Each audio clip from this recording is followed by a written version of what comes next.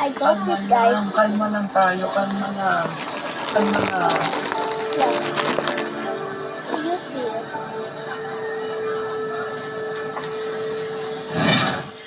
May lalaki si nanay. I love it.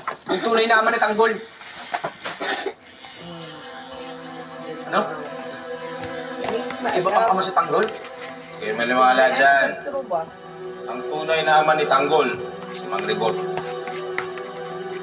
Hindi siya ang tunay na ama ni Tanggol. Si Ramon Montenegro.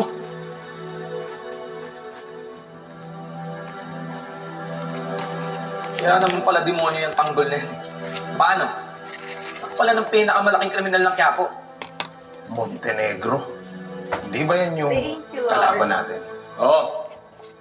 Ibig sabihin yan, victim na si Tanggol. Mabukas kamot. Anak siya ng leader ng pinakamakapangyarihang sindikato. Mahirapan tayong kalabanan sa Tanggol at mga Montenegro. Lalo pa nagsanib pwersa sila. Mali! Mali ang mga iniisip ninyo. Bakit ninyo katakakutan yung mga Montenegro? Ha? Malalamangan at malalamangan natin sila!